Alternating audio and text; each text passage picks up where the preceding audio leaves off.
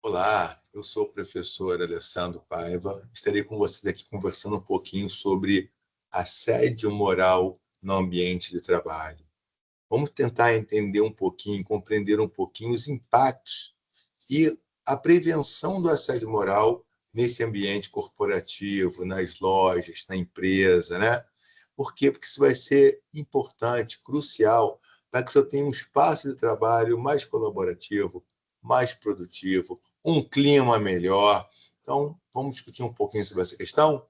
Vou apresentar primeiro para vocês, como eu disse, me chamo Alessandro, minha formação é toda na área de gestão, então sou graduado em administração, eu tenho uma pós-graduação na área de marketing e recursos humanos, eu tenho um mestrado em administração de empresas, tenho um doutorado na área de ciência política e um pós-doutorado em administração de empresas.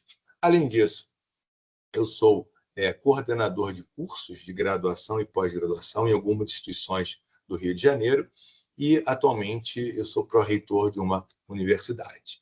Bom, vamos falar então um pouquinho sobre o que é esse tal do assédio, né? Então, o que é o assédio? Como é que a gente caracteriza esse assédio, né? Ele é uma prática que tem que ser recorrente. É uma prática recorrente de humilhação e constrangimento que ocorre no ambiente de trabalho, que ocorre lá na loja, né? Que tem o objetivo de desestabilizar e degradar o trabalhador. É um conjunto de atos que visam diminuir a autoestima e a capacidade profissional da vítima. Vai causar um prejuízo à sua saúde física e mental. O assédio vai abranger comportamentos como, por exemplo, críticas excessivas, humilhantes, isolamento social, atribuições de tarefas não impossíveis, perseguição, propalação de fofocas e comentários negativos e outras coisas que vão afetar o clima organizacional, que é algo extremamente importante hoje em dia para toda e qualquer empresa. Existe uma legislação brasileira que fala sobre assédio, né? Que o assédio ele é considerado um ilícito civil passível de indenização por danos morais e materiais. Ele é proibido por lei, sendo considerado um ato de violência psicológica. A Constituição Federal, o Código Civil, o Código Penal, além de uma série de leis específicas sobre saúde e segurança no trabalho, garantem a proteção dos trabalhadores contra práticas de assédio moral. Então, vamos tentar entender, agora que já sei o conceito básico, né? Vamos ver alguns tipos e exemplos de assédio. Né? Então, eu tenho os assédios que podem ser vertical descendente, vertical ascendente, e ter várias características. Vamos entender cada uma delas? Vertical descendente, como o nome diz, né? Ele é de cima para baixo. Né? Ocorre quando um superior hierárquico, né, exerce poder de forma abusiva sobre um subordinado.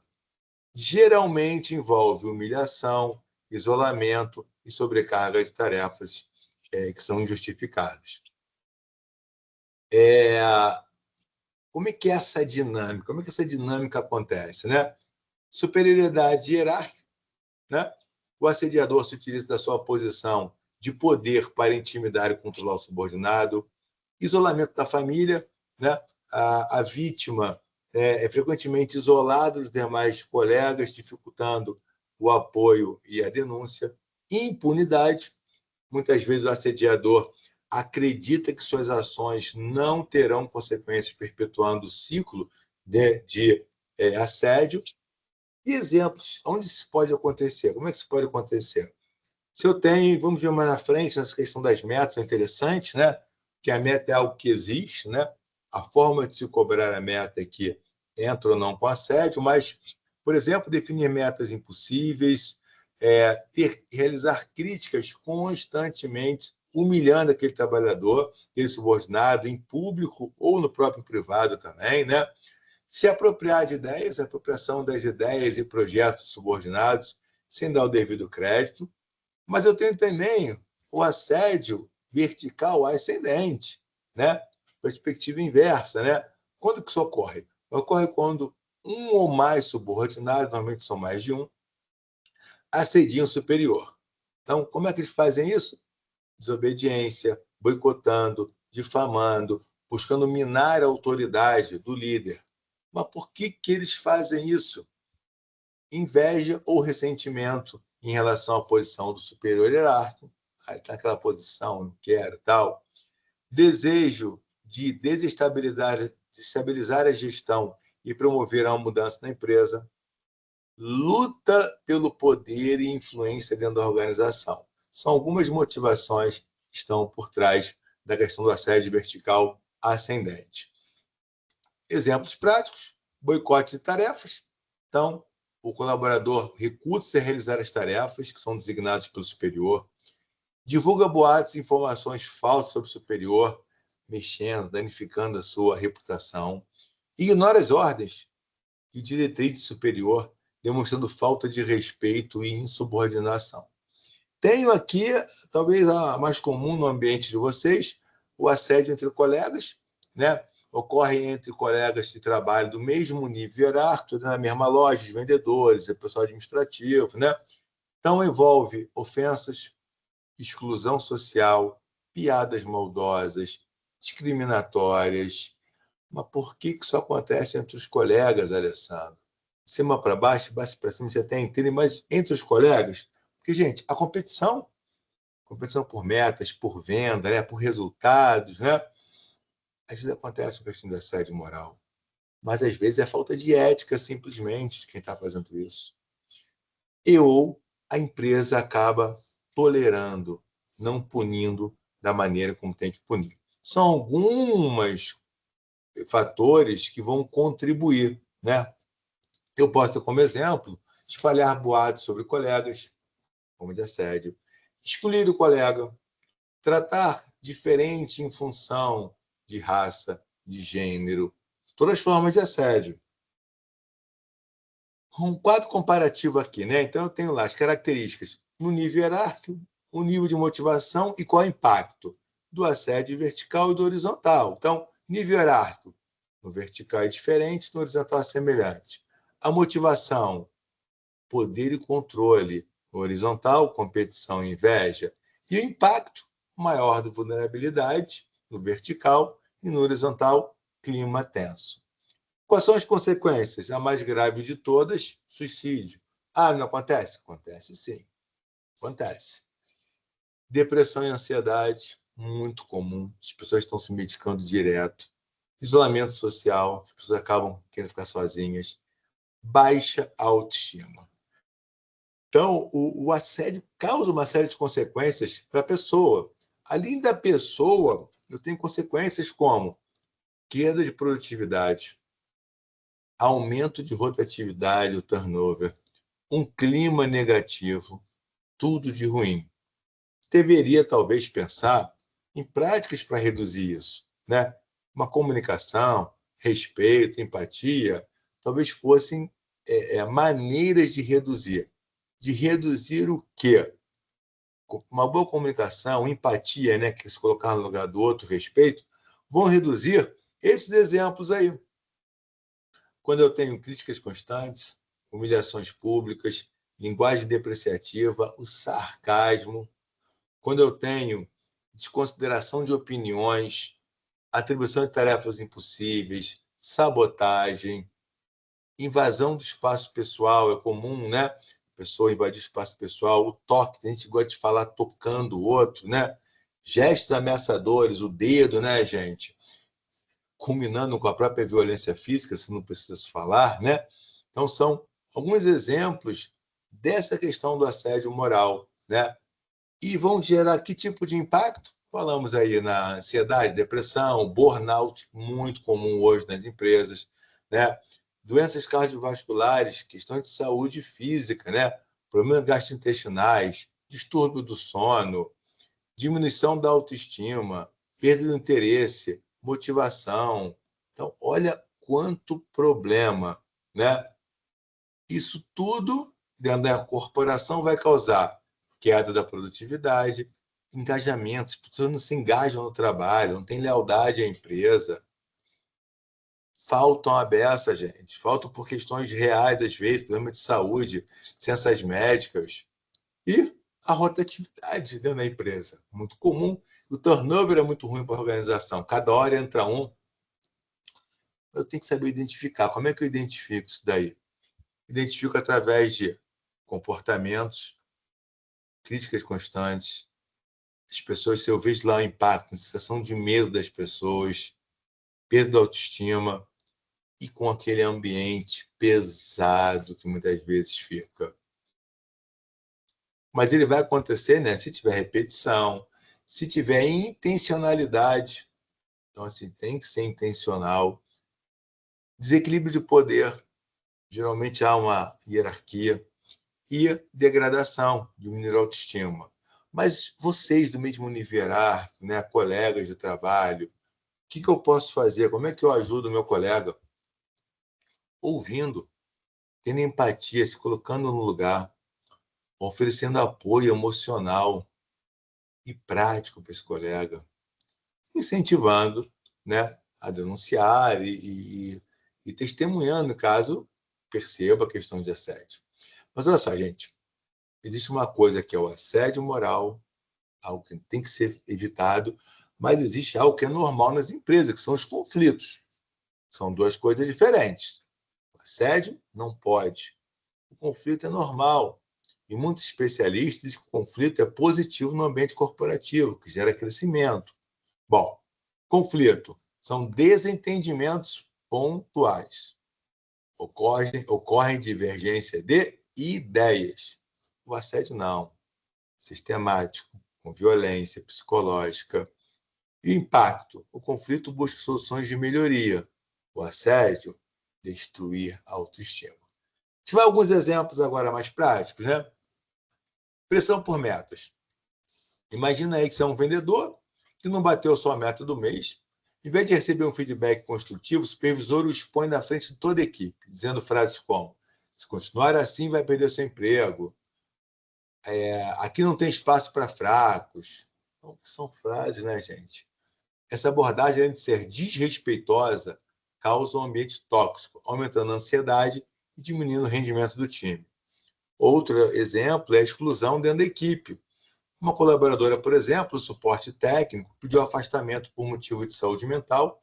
Quando volta, os colegas começam a ignorá-la, fazendo comentários como que todo mundo aguenta a pressão, se não aguenta, muda de área. Né? Então, esse comportamento aí isola a pessoa e pode levá-la a pedir demissão. Cliente abusivo e falta de suporte. Atendentes e vendedores lidam com diversos perfis de cliente. Se um cliente ofende, agride verbalmente um colaborador, a empresa tem que dar suporte para ele. Sobrecarregar o funcionário de forma intencional. Se um colaborador questiona uma decisão ou pede melhores condições de trabalho, e como resposta recebe mais trabalho, né? Aí a frase, já que está reclamando, vou te dar mais trabalho para ver se você aprende a ficar calado. Vamos a alguns exemplos agora. Eu vou falar de exemplos que são e que não são assédio. Alguns que são, primeiro, exposição humilhante nas reuniões. Olha a carinha das pessoas na reunião, né? Então, o gestor reúne toda a equipe de vendas para discutir os resultados do mês. Durante a reunião, ele expõe publicamente os piores desempenhos. Pô, você, Joãozinho, você não foi bem, você... Olhe para esses números. Você está puxando a equipe para baixo. Se não melhorar, nem precisa voltar. Isso é terrível, né? É uma atitude humilhante, que desmotiva, né? E, para quem não for chamar a atenção, fala assim, pô, se fulano já foi, mês que vem pode ser eu, né? Aquela coisa da ameaça constante de demissão, né? O gerente na loja pressiona os atendentes a venderem um plano de serviços adicionais, dizendo, se não vender pelo menos 5 combos de internet esse dia, pode ir procurar outro emprego. Nossa Senhora, né? Isso gera uma insegurança, né, dentro da organização, né? Mas, repito, cobrança por metas é natural, tá, gente? Não pode ser feito assim. Sobrecarregar o funcionário, né? O colaborador questiona uma decisão de liderança ou faz uma reclamação sobre algo, né? Em represália, ele recebe uma carga excessiva de trabalho. Já que gosta de reclamar, agora você vai fechar a loja todos os dias sozinho. A ideia do isolamento ou exclusão, né? um atendente novo começa a trabalhar na loja e, ao invés de ser integrado à equipe, os colegas ignoram ele. Aqui, quem é novato tem que se virar sozinho. Olha quantos exemplos negativos, né? Tem um que é comum no mesmo nível hierárquico, né? Eu vou induzir ao erro, né? Um colaborador tem um bom desempenho, está cotado com uma promoção, sentindo-se ameaçado, um outro colega do mesmo nível passa informações erradas para ele de propósito, fazendo com que ele cometa erros e tenha seu desempenho prejudicado. Um último negativo, cliente agressivo, né? Que entra na loja brigando, xingando, gritando, e houve algo do tipo: tem que aguentar, o cliente aqui tem sempre razão. Ok? Agora, o que não é assédio? O que não pode ser considerado assédio? Cobrança de metas com feedback construtivo. Então, por exemplo, o colaborador está com baixo nível de vendas e recebe o seguinte comunicado: gestor, olha a conversa como é diferente, olha a imagem das pessoas ali, né? Percebi que você teve dificuldades em fechar vendas esse mês. Vamos analisar juntos o que pode ter acontecido e pensar em estratégias? Olha como isso é melhor. Até quando eu tenho que dar uma medida disciplinar, gente. Olha lá, um funcionário chega frequentemente atrasado. Já recebeu vários avisos. E o gestor fala: conforme já conversamos, os atrasos frequentes impactam o atendimento e a equipe. Esta advertência serve como um alerta para que possamos corrigir isso. Aí não é sério, gente. E quando eu pego aquele sujeitinho e transfiro para outra unidade, para outro setor, para outra loja longe da casa dele, é assédio. Por exemplo, tem uma alta demanda no setor de pós-venda, um atendente de suporte técnico é transferido para outra área, ele não gostou, mas a empresa justificou sua decisão. Vamos precisar reforçar o time de pós-venda. Você tem um perfil adequado para essa função. Acreditamos que você pode sair muito bem lá. Uma outra que não é assédio: crítica construtiva, colaborador que erra frequentemente o cadastro de cliente. Notei que houve erros no cadastro esse mês. Vamos revisar o processo? Pode ser um erro de processo, para que juntos possamos garantir que isso não se aplique mais. E um último, né? Existem vários, mas um último que eu peguei aqui: estabelecimento de regras e procedimentos internos. A empresa define que todos os funcionários devem seguir um script de atendimento, para padronizar. E aí, um colaborador acha um burocrático. E aí você fala: precisamos seguir esse padrão para garantir qualidade no atendimento do cliente. Vamos reforçar isso nas reuniões. Bom, olha as diferenças, né? Por fim, gente, faça reflexão.